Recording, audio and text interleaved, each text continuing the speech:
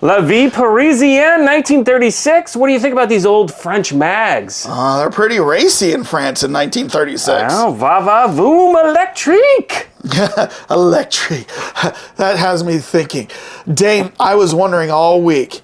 In Star Wars, the Emperor can shoot electricity out of his hands. Oh, yeah. Lord Vader's time to die. I mean, what would you do with that power? Well, you never need jumper cables anymore. I know. Just like start the car up, keep your phone charged all day. Just zzz, zzz, You get an electric car and it's like hand-free charging.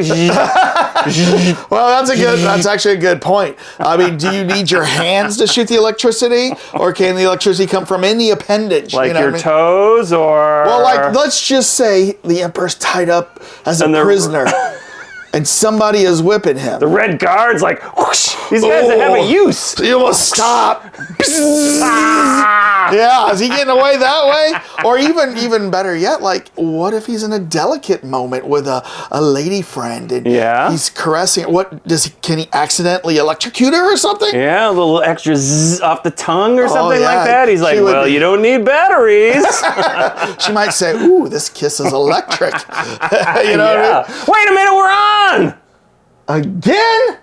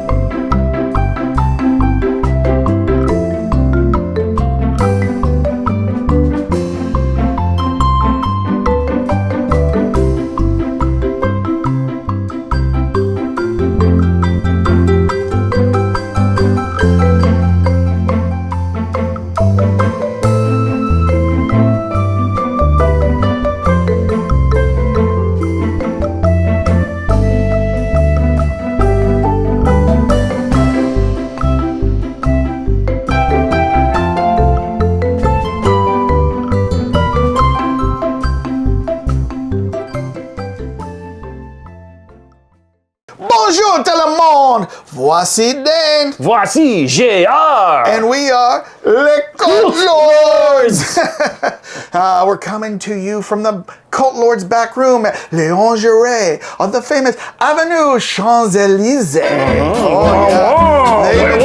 They've been feeding us the best croissants and macarons all day, but what I kill for a Royale with cheese. Le Royale and a peu d'escargot. Yes. So this week, as you can see by our attempt at French, my attempt at French, and I've got a French major over here, we are reviewing the movie The French Dispatch, directed by Wes Anderson. We would love to shower the audience with kisses, but Dane, tell us how the audience can kiss us back. Gros bisous à the audience, but we would love to get la subscription. S'il vous plaît, poussez le bouton en bas. And give us more subscriptions. Yes. You know, Dane's major was French literature, right? Or something. Language and literature. He's finally getting to use it.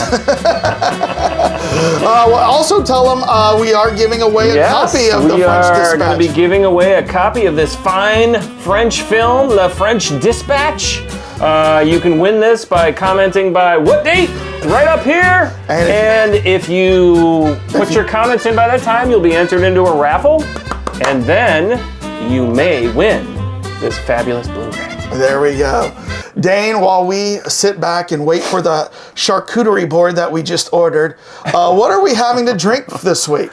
Oh, well, we are having an Armagnac. Seemed apropos for the movie. An Armagnac, it's the younger brother of cognac. Oh, the Timothy Chalamet of... the Timothy Chalamet of... Chalamet of cognacs, okay. But yes, the Armagnac is just like cognac. It has to come from the Armagnac region of France, southern France. It's made, unlike a whiskey, these are basically brandies. So they're grape-based, fermented by the leftover wine, and basically the wine is absolutely horrific. So when it was originally created in the 15th century, Cognac and Armagnac, it was a way for them to basically distill wine down to a very essential form. So when it delivered up into the far reaches of France and Germany and blah, blah, blah, people could just add water to it, and then it would be, the thought was, reconstituted as wine again. Oh. And so then, of course, they created a whole nother liquor subculture. But this particular one is very tasty for a low-end price, somewhere in the 40 to 50 range. It's Marie Duffau Napolean from the I Armagnac region. And these guys have been making this since 1875. There's another, they're named after the grandmothers, but this one's Marie Duffau, the other one is Delors, which is a little bit more high-end. But usually the Armagnacs are clocking in at about 40% alcohol because they're only distilled once through copper stills, whereas Cognac is done twice. So it's up in the 70 to 80 range. Ooh. So this will be a tasty beverage I'm going to pour for you. But we're going to use some nice petite glasses for this. Petite verre is what they would say. No JR heavy hand pours? No, we're definitely going to be keeping your heavy paws off of the liqueur. All right. But a very fine beverage for sipping. And when you say in French, you say à tes souhaits, which is to your health. À tes souhaits. Artist's way. So you're going to get a lot of flavors in there because it's grape based. So it's more sweetness. I'm not tasting grape at all. That might be the most potent thing we have had on this show since we have started. Potable? Yes. Well, that's why it's more sippable. Let's put it that way. But Woo. you get a little bit of... You know what this tastes like? What does it taste like? Italian grappa. Is it similar? Yeah, it's similar in that they're both eau de vie is what they call those. Because I know grappa is made out of like the last squeeze of the grape peel, right? Yeah. Yeah, so it's very similar in that. Well, and in fact, like I said, it's Cognac if it's made in the Cognac region. If it's Armagnac, it's made in the Armagnac.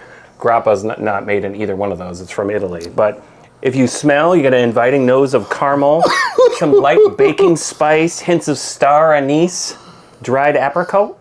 Mm-hmm. Right? Take a sip.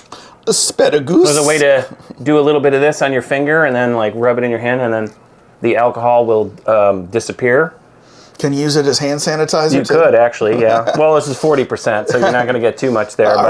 But you get more smells that way. It's incredibly smooth, a little burnt caramel, orange, apricot. You should be tasting a little bit of butterscotch in there. But I was saving that for last. I taste a little bit of butterscotch in there. Cracked white pepper, mellow and spicy. It's definitely potent. Well, it's very potent. Seriously. That is flavored jet fuel right there. So, all right. But tasty. Yes. And so what movie are we doing? Seems thematic for the movie. well, Dane, once I get a control of myself here. Should I take the light out? Yeah. I thought today, while we savor this drink and sip it very slowly, we've talked a couple times in the past about how directors love to use the same actors over and over, the same troupe of actors. We know Quentin Tarantino does it. You always see Samuel L. Jackson. Christopher Nolan does it. You always see Michael Caine. You always see Tom Hardy. Yeah, that's an odd one. I never realized Michael Caine was in every one of his movies. Nearly every movie that Christopher Nolan puts out. Martin Scorsese, he loves. Robert De Niro, he loves. Leo DiCaprio. Those are his two leading For a while men. there, he was using also... I can't think of the guy's name. He was also in Pulp Fiction, the fixer, the closer. Oh, Harvey Keitel. He was using Harvey him Keitel. for a number of movies. Yeah. And but Wes Anderson is no different. In fact, he might be even more so. He likes to bring in a lot of players. He's got his troupe. And he brings in the same people over and over and over again. Mm-hmm. So I thought we could kind of go through some of the top actors that he uses, and maybe you can talk about what was memorable about one of or more of their appearances. Well, I mean, that's a great thing about his movies, and I don't know do you know how many movies he's up to? I forget. It's I know, somewhere it's like 28, I think it is. I'll tell you in a second. Every one of his movies has like a nice little view into the picture of life at that particular time, and he's got such a great stylistic, he controls all the artistry. He's and so he obviously trusts the same actors over and over again. But so how many movies is he up to? So it says he's got 22 credits, but there's a few shorts in here, little shorts. So actual, long play movies, I'm looking at maybe he's got about 16. 16. Oh, 15. okay. Feels like more. No. More than that. Well, No. our the initial one for us was Rushmore. That was our introduction to him. Although his first one was Bottle Rocket.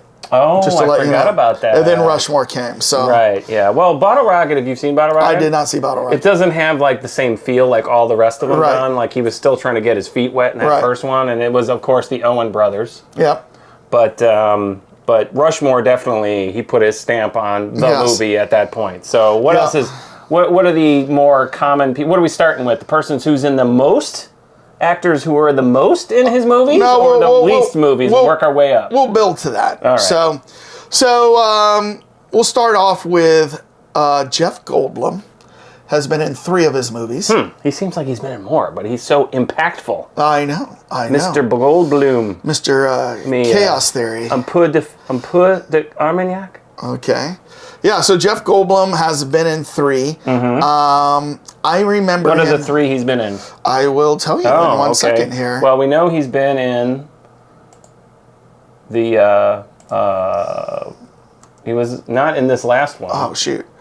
He's not in the French Dispatch. He's not. He didn't make an appearance in this, and he's in the Hotel Budapest. Yes, he is in. He's in that one great Wes Anderson movie, Jurassic Park.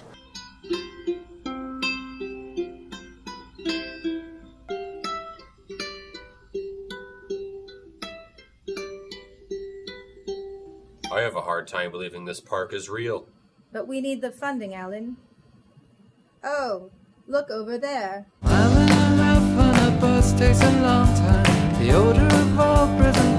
So, wait, that wasn't him. That was Steven Spielberg, who you don't seem to like. Okay, He's okay. Spielberg. Yeah.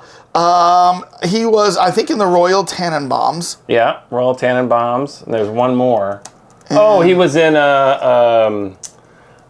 shoot. Man, I'm drawing a blank myself. I got the picture of his face in it, but yeah, he's in 3. Yeah.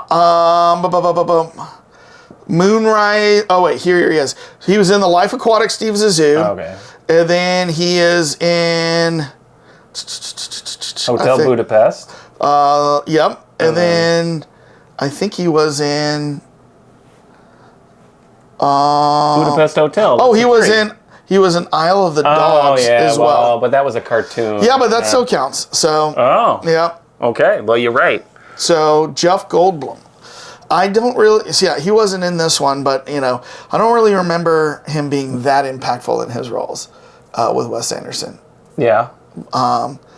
But some of these others maybe because he's very similar body style to Adrian Brody. They're kind of like always step in and out of each other's roles in a sense in the Wes Anderson realm because they're taller guys, a little odd looking. Right. So then the next so who's one. Next? Next one at 3 is Luke Wilson. Luke Wilson, yes, Luke Wilson. He's definitely in the Mighty Tannenbaums. Yeah, he's in Rushmore. Yes, and I believe. Oh, are you? I think he's in the Darjeeling Unlimited. Did you ever see that one? Yes, I did see that one. Took the train Darjeeling around. Limited. Yeah. Took the train around India. That one's Adrian Brody, and like the Indian, obviously the Indian guy, and maybe he made a small appearance. Owen Wilson was in it, definitely. Yeah. Jason Schwartzman was in that. I know there's a lot of like actors that he goes to, but then he just has them come in and step in for a very small little role. Yeah. And then they're out. Yeah. So it's interesting to see these actors who have come into their own and actresses who are what one could say pretty high caliber here, and they're willing to play these little bit parts just to be in a Wes Anderson. Oh my gosh! So that's something I was going to talk about is the fact that so many of these actors die to be in a Wes Anderson film, Right. right? They really want to be in that. So he was in, Luke Wilson was in Bottle Rocket, Rushmore, and The Royal Tenenbaums. Okay. So, and they say that his best role was in The Royal Tenenbaums. Yeah. So Luke Wilson, brother of Owen Wilson, he's in 3 of them. So the next one is Tilda Swinton. She's kind of a newer player onto the scene, Right. but she's been in 3 of them. So She's been in 3 of them. So I know she was in this one. She was in this one. So And it was an odd role in this particular movie. she was in the Grand Budapest Hotel, and she was also in Isle of the Dogs. Oh, okay. So when I yeah. think of an actor, I'm thinking, I want to see you on screen, so I'm not thinking Isle of Dogs. But well, and then I don't remember her in Budapest Hotel. yeah. I mean, again, high-end actor playing small bit parts. It says here in Budapest Hotel, her death kicks off the plot. Oh, so it was really small. Probably really small. Oh, I think she was the owner of the hotel, the matriarch, Yeah. and the hotel was bequeathed to the Adrian Brody character. Yeah. Yeah, I think that's how it... Or, no, he was a servant that then got bequeathed to him or something. Yeah, I think he was her favorite, like, servant that he, Yeah. like, worked his way up through the ranks and then Right. she bequeathed it to him. So those are the actors and actresses that have been in 3. So now we're going to 4. So we have Willem Dafoe. 4! Willem Dafoe. Willem Dafoe, yeah, he was definitely in this one. He was in this one. He was in The French Dispatch. But he's also been in... He's another one that plays more like the small bit parts. I don't know, he's never been a lead in any of these. Yeah, no. Is there ever really a lead, though? Well, I mean, I guess there Bill is. Murray. Bill Murray seems to be the lead, I guess. Yeah. But, so he was in The Life Aquatic Steve Zissou. Remember? Oh, yeah, he was the sidekick He was buddy. the sidekick guy, yeah. He was in The Grand Budapest Hotel. Which I don't remember what part, but... And he was in Fantastic Mr. Fox.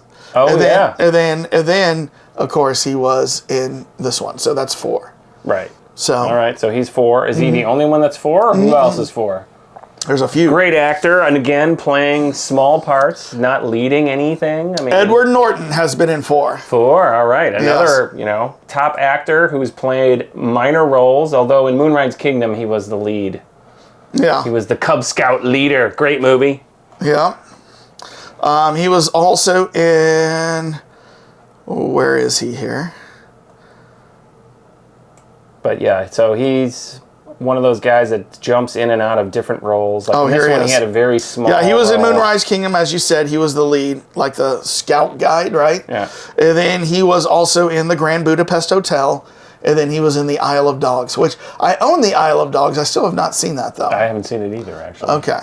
Ooh, I should be seeing it because I have a dog. There's a Wes Anderson movie that you have not seen, so that is very interesting. One of Was he your favorite director again? He was, wasn't he? He was in there, but he wasn't number 1. No, he wasn't number 1. Oh, really? Scott's number 1. Right. But Wes Anderson was like in the top 3, right? Right. Okay. Yeah.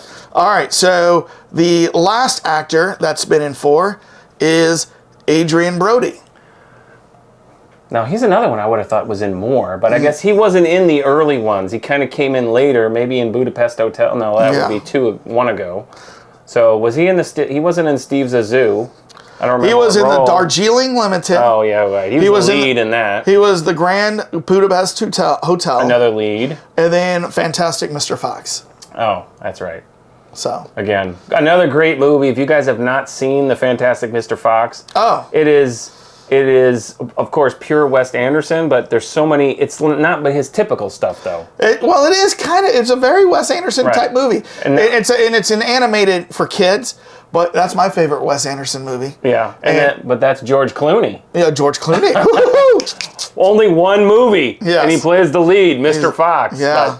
What the cuss? Are we going to go Fantastic Fox on this Armagnac? Oh, yeah. We had some snackies. When's that charcuterie board coming? Hey, garçon. Oui, garçon, vite! Où est la charcuterie? Garçon, coffee! This place. Garçon means boy. So those are the people that have been in 4. Now there's one actress that's been in 5. Ooh. Angelica Houston. Une actrice. Angelica Houston. So she was narrating. She was the narrator in this one in French Dispatch. But she has also been in, let's see. She was obviously in the Mighty Tannenbaums. Yes. She was in Steve Zissou. I think she played Zissou's wife, if I remember correctly. Yep, she's in the Royal Tannenbaums, The Life Aquatic as Eleanor Zissou. She's in the Darjeeling Limited. She's in The Isle of Dogs. And then she was in, and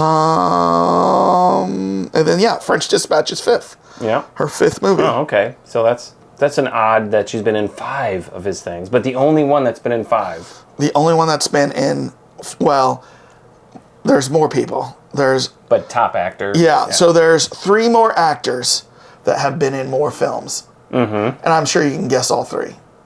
Well, I mean, Bill Murray. Jason Schwartzman. And Owen Wilson? So, all right. So, good for me. We're done. Let's go. After Angelica Houston, we go to Jason Schwartzman, who's been in 6. And, you remember fabulous him. Rushmore. You remember him from Rushmore. Olivia Williams, by the way, is in that movie, too. And ironically, we've talked about her earlier in the Sabotage review she did. She was the hard-nosed FBI agent. Yep. He was also in the Darjeeling Limited. He was in this one. He was in the Fantastic Mr. Fox. Apparently, there's another movie coming up called Asteroid City, which will bring their collaboration up to 8, it says here. So Wes Anderson has decided to go into space? I don't know what Asteroid City is, but like if they show some sort of asteroid from like a view where you can see every room of the asteroid on it and people move, I will like shoot myself in the head. It's basically an ant farm. Well, and right after we get this, we can talk about some of his tropes that he uses in every movie. Right. But let's see. So that was 6. Owen Wilson is number 7. Okay. Yeah. So of course that's almost movies. Yeah, that's almost. He kind of quasi plays the lead in some of those roles too. He's one of the bigger guys. Well, yeah. Well, it says here in this article that Owen Wilson is Anderson's muse, even though because they were high school buddies, weren't they? I don't know. And him, I think I heard that they were. That they all went to the same high school, and that's how they're, he kind of uses them over and over again. So, of course, he's the lead in Bottle Rocket, right? But he's in The Royal Tannenbaums, Moonrise Kingdom, Isle of Dogs, Fantastic Mr. Fox, the Grand Budapest Hotel, and then, of course, now he's in The French Dispatch, right? The French Dispatch. But there's only one other actor that can displace Owen Wilson as the most used actor by Wes Anderson, and that is, of course, Bill Murray. Monsieur Bill Guillaume Murray, as I would say. Bill Murray must love this because Bill Murray is like a deadpan comedic actor, and that's what all these roles are for him, right? Right. It's like just that deadpan comedic. Well, he has the perfect delivery of that kind of stuff, He can be sort of serious, but then with a little twist of a joke there. He's got the nuances down. And actually, one could argue that Wes Anderson revitalized Bill Murray's career. Yeah. But you could see that deadpan style in all of Bill Murray's stuff. I think about in Ghostbusters when he says to Dan Aykroyd, Ray, next time you get asked if you're a god, you say yes. You know what I mean? Just the way he delivers that, Everything was fine with our system until the power grid was shut off by Dickless here. They caused an explosion. Is this true?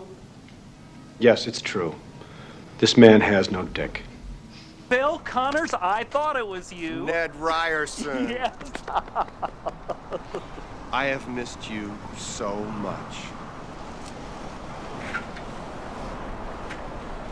I don't know where you're headed, but can you call in sick? You know what the rest of your problem is? Tell me.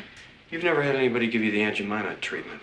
Yeah. So, but that's Bill Murray. But those are like, he's set up as more of a jokey comedic role. Whereas in the Wes Anderson movie, he's playing a serious person. Yes. But able to kind of put the nuances in of, raise my eyebrow or do something very deadpan or like, come on, Sylvia, I mean, something like that. But now he's go ahead, finish your thought on Bill Murray. But yeah, he's been so amazing in every role he's done. It really almost appears like Wes Anderson's writing specific characters just for Bill Murray. Oh, I'm sure. Right? I'm sure when he's writing now, he's got the same people in mind. Oh, I know who's going to play this. I'm going to bring this person in. I'm going to bring this person in. Yeah. So yeah, I mean, he has a troupe of actors that no matter what it is, and let me just quickly look up. We need a troupe. You want to be in the troupe? Let's see, while I'm looking this up, who are you talking to there, Dane? Oh, it's our troupe. Yeah. Oh, here we go. We've got this troupe guy. We decided for the French Dispatch to let the little gremlin here make an appearance, but he's not happy about it. Yeah. But this is the troupe that we have here in our filming studio. Yeah. So this Asteroid City that is coming up, it comes up later this year. It's in post-production. And he has written and directed it. Oh, let's go through who the top cast is on this. Because there's some names I don't recognize. Well, I recognize these names, but I don't recognize them as being Wes Anderson type. Right, they've never been in these Scarlett movies. Johansson. Wow. Margot Robbie. Tom Hanks. Jeff Goldblum. Okay, he's bringing in some new blood. He's bringing in new blood. Of course, he's bringing in Adrian Brody. Of course, he's bringing in Bill Murray. Uh-huh. Rupert Friend. Of course, he's bringing in Bryan Cranston. Well, not really. I don't know if Bryan Cranston's ever been in one. No, he's never been in any movies. He is bringing in Tilda Swinton. Yeah. He's bringing in Liv Schreiber again, who was just in the French Dispatch. I don't think he was in anything previously. I don't know Maya Hawke. I do not know who that is. Matt Dillon. Fisher Stevens has made a number of Fisher Stevens, who was just in this one. Yeah. Jeffrey Wright. Bringing him back. I think this will be his third now. Yeah. Sophia Lillis. Don't know who that is. Hope Davis. Of course, Jason Schwartzman. And Tony Revolori. So that's the guy that I mentioned to you. That was in the Grand Budapest Hotel as the bellhop. Right. Yeah. Right. He kind of plays this. And he was in this one too, the French Dispatch. Well, Owen Wilson? No Wilsons. No Mr. Wilsons. Wow. Yeah. Well, he's got to keep the feel of the movies going, and I know another way he's doing that is bringing in the same crew each time, or at least similar people from, other movies he's done. So. Yeah. Well, that sounds exciting. Does it say what it's about? That's what I was looking for. There is no Asteroid City. Let you guess. Yeah. Comment and let us know if you guys know what Asteroid City's about. The latest Wes Anderson. When is it gonna? It comes out this year. Well, it's rumored to be a love story set in Europe. Of course, it's set in Europe. Yeah. So it was shot in Rome. Okay. Asteroid City. Asteroid City. So there must have been a famous asteroid that happened, and maybe that's where it kicked off. Like I have no idea. Rome or something like that. I have no idea. But he has. Sometimes when I watch a Wes Anderson movie, I'm like, you know what? I could write a Wes Anderson style movie. Because, he has several tropes that he likes to use. Oh, I bet I could. I bet I could write something similar. But just using his tropes of what he likes to do. He likes long takes. He likes wide shots. He likes to switch between color and black and white. Yeah. I talked to you about how he likes to show you like a cutout of rooms or houses. Right. Like he likes to show where the camera booms and somebody walks from one room and you go through the wall and walks into another room. He does that all the time. Yeah. Right. He loves a narrator. He loves to use act cards like we use act cards. In fact, we kind of take it from Wes Anderson, right? He puts the act cards in between scenes. Mm-hmm. Yeah. Yeah, and then, he loves that simple music, he loves that quaint music. Actually, I kind of credit him on the movie, The Life Aquatic with Steve Zissou. When I watched that movie years ago when it came out, I had never heard the song Queen Bitch by David Bowie before. And I heard it for the first time in that movie, and I was like, oh my gosh, that sounds like David Bowie. So I went and looked it up. it's now in my regular playlist, and I play it all the time. He's a master of finding some great music. So my thing is that and you were talking about finding little gems in Rushmore, the second movie he made. There's all this like harpsichord music, and there's also he put like the Who in there. He's got all this. It's a great soundtrack on its own. But the weird thing is the guy who's doing the harpsichord is Mark Mothersbaugh. You know who that is? I do not. From Devo. Oh. He was the lead from Devo, and so he did all this, like the background soundtrack, and like some of the regular songs in that movie. Yeah, and it's like Mothersbaugh. Yeah, same thing. That's the beauty of Wes Anderson. You discover something in it that makes you want to go and learn more about that. Like that song, like who's that, or this architect, or is it Budapest? They really had this, or French Dispatch? Was this a real magazine, or was this a real editor, or things like that? I mean, and that's the beauty of his movies. It really piques your interest in something, your curiosity. Yeah, like for example, the French Dispatch is set in Liberty, Kansas.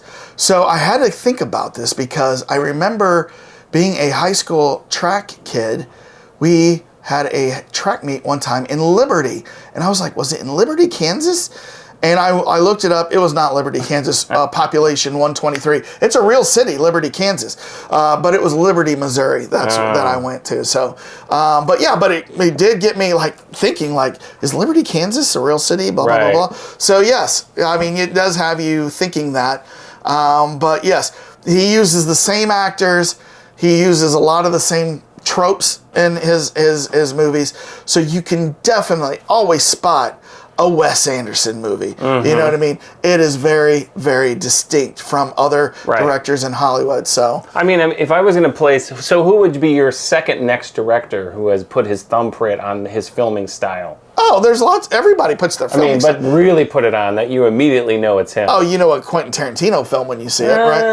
No, I don't know, because he's changed his style, because he's doing the genre thing and so if you just watched a little segment of it, you would not know that was a Tarantino movie. No, I could pick up that dialogue as being Tarantino. I don't know. Yeah. So my next one would be Woody Allen. Yeah, because he's got a very distinctive style. He's got a very distinctive style. He does the act cards too, by the way. Mm-hmm. He's a big act carder.